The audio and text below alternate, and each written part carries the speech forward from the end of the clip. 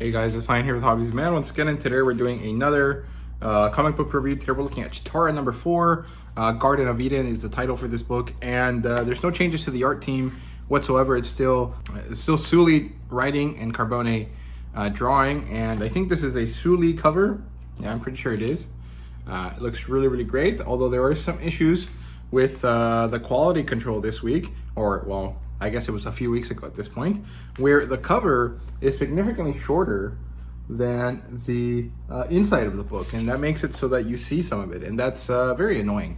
That's very low tier quality control. It's very bad on the part of Dynamite, but I guess that's just kind of how it is. Sometimes you're gonna get bad products, but I am paying $5 for this, so I would like it to be immaculate, you know? So yeah, this book opens up with the big monkey in that ended the last issue. The Thundercats quickly come up with a plan and try to execute it. And what happens is that the monkey is too strong. It really messes up the mines that they're trying to protect. And when the Thundercats see that this is happening, they decide to switch from attacking it to trying to save everyone that's at the mines. And so what happens here is that they manage to save all of the people there. Now that they're away, they can focus on attacking. They manage to capture most of the mutants, and I think that the big monkey actually gets defeated in some way, but I can't remember exactly how it happens. And Cheetara has a very bad feeling in the middle of this battle, and so we get to see that the battle is continuing to rage, and it's not just at the mines. It was a distraction. It's also down in the main city of Thundera, and the king and Yaga are at the battle, and they're good warriors, and so they're continuing to hold out and make sure that everyone is safe. And as they're doing this, they have enough time to reminisce about their youth and about how strong they were back in the day. And this isn't necessarily anything special, because this is a kind of standard practice when two old warriors are fighting. They tend to reminisce, they tend to talk about their youth. But the good thing about it, and the reason why so many creators use this kind of technique, is because it allows them to do a little bit of world building and character building through the dialogue in a way that feels pretty natural, right? So I really enjoy when they do stuff like this.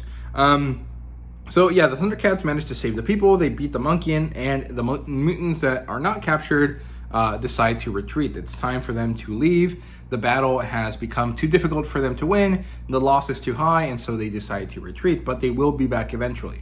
So we transition over to a new scene. We get to see that the castle is under lock and key. Snarf is protecting Lion-O, and the Thundercats head back home to try to help out Yaga and the king, finish off rounding up all of the mutants, right? And we get to see that Lion-O and Cheetara reunite, and we get to see that really motherly bond that Cheetara has with Lion-O.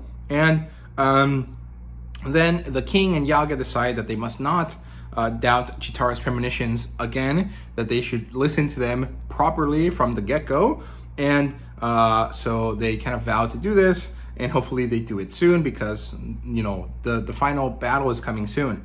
Everything is peaceful again, and Cheetara and Tigra have a bit of a romantic kind of dalliance there, where they manage to finally admit their feelings to each other, deal with them, and they have a little bit of a adult time together, let's call it. And we know that war will come again, because this is the penultimate issue in the series, and things are happening here soon that would lead into the main story, right? So overall, this is a really good issue. I really enjoyed it. I had a lot of fun with it. I'm really enjoying the artwork. I really like the writing style, and I really enjoy the idea of this prequel that doesn't necessarily have to focus on Lion-O. I think that it's all done very well, where you really enjoy it, but it still feels like it's offering you something different, and I really appreciate that. I do have some issues here and there with some of the quality control issues that Dynamite has, but they're not that big of a deal. I think that everything is coming out when it's supposed to, and broadly speaking, this was really enjoyable. The thing is that even though I'm enjoying it, I don't necessarily know that this justifies its existence as a series, as a trade paperback, completely. Like, I feel like maybe there's a bit more that could be done, right? Maybe more character work, maybe more action-based kind of storytelling. I'm not really sure what it is. I can't put my finger on it, but I can see a lot of people saying that maybe this isn't really worth the money that is spent on it.